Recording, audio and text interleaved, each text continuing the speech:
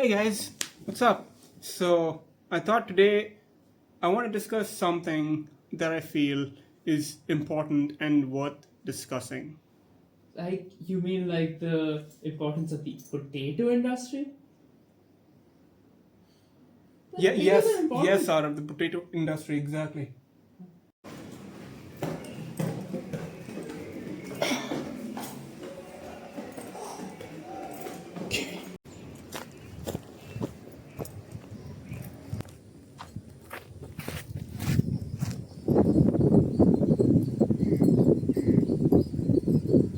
Alright, so I just want to talk about the education system here in India.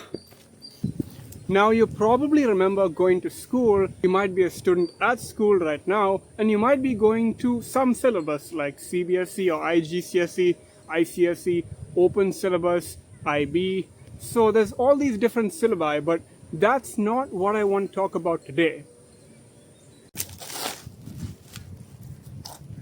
You see, once you join college, you begin to realize that there are some skills that you need to build up on in order to get going with college.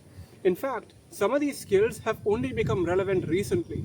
Unfortunately, most schools don't teach these skills at all, and I'm very surprised because oftentimes I've not just had to learn these skills to function in college, but also unlearn some of the skills that I by hearted at school. And the first one is very simple: financial management. You see, we live in a world where making money is only half the battle won. The other half is learning how to manage and spend that money correctly in order to grow your long term earnings and savings. This is something that they don't teach you at school.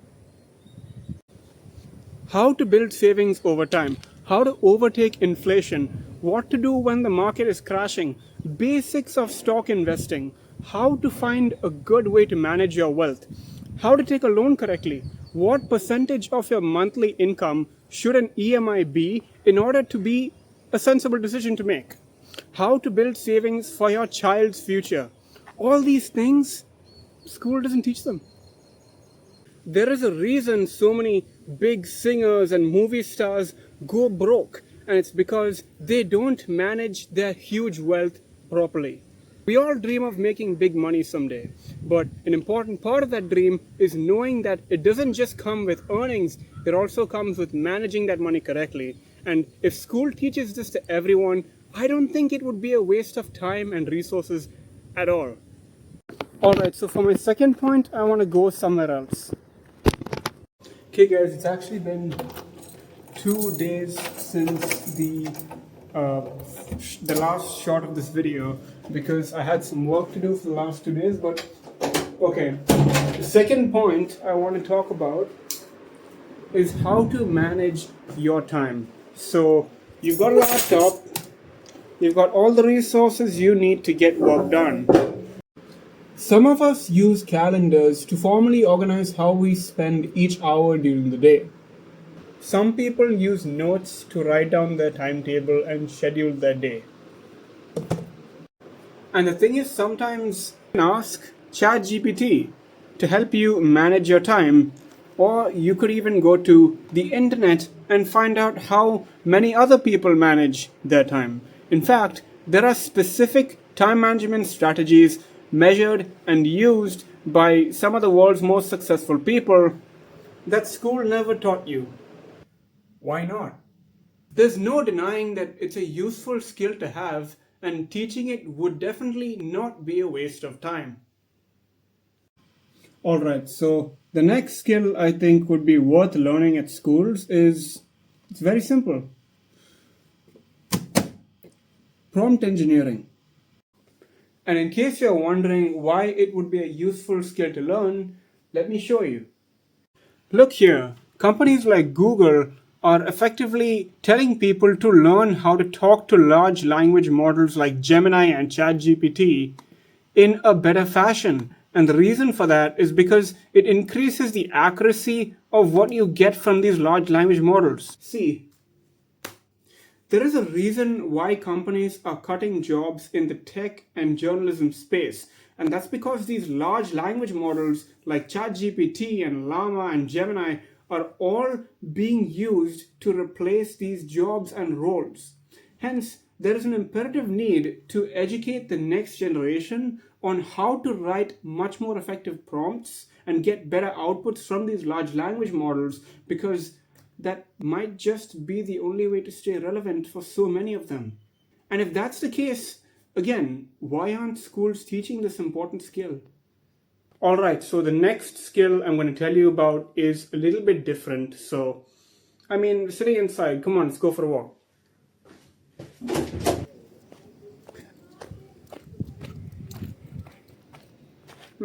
No one here? Okay, cool.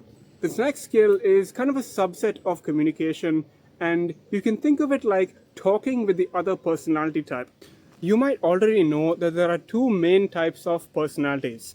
There's introverts and there's extroverts.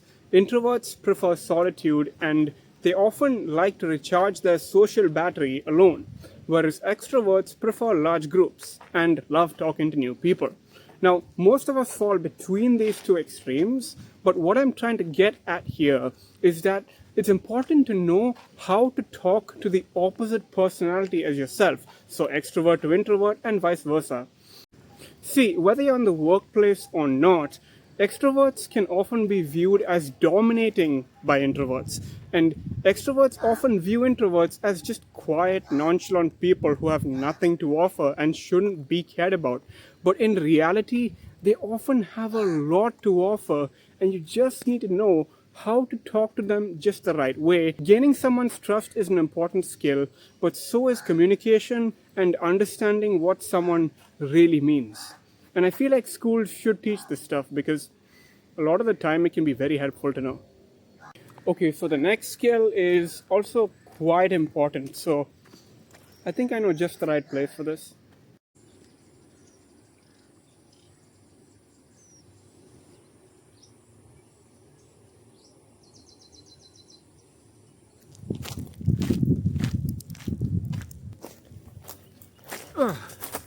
You see, when I'm stressed about some due date or assignment, I work on my assignment, but I also remind myself to take breaks and come out here to the perimeter, which is a nice place to walk, and listen to music, because it helps me cope with stress and just remind myself that everything will be fine.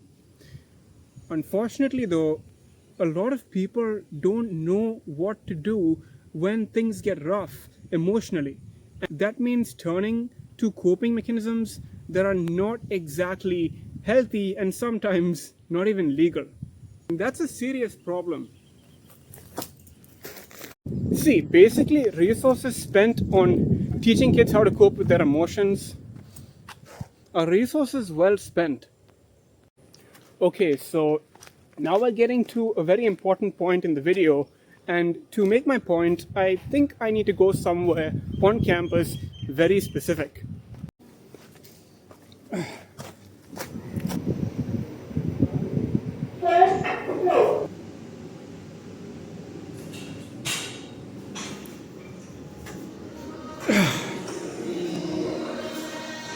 Okay, so behind me is the gym, a place where many people go to keep their bodies trim and fit. Okay, so in high schools, often what happens is the moment you start the equivalent of grade 11 or 12, opportunities for recreation are reduced drastically, and everyone is constantly telling you to study. And while that is great advice, going for a half an hour walk or a run a day adds up over the months and years you spend in high school.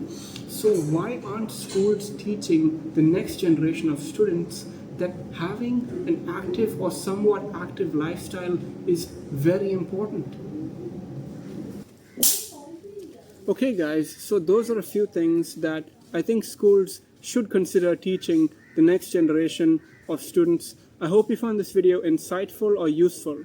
If you think there's anything I could have added to this video, let me know in the comments section down below. I'll see you next time. Goodbye.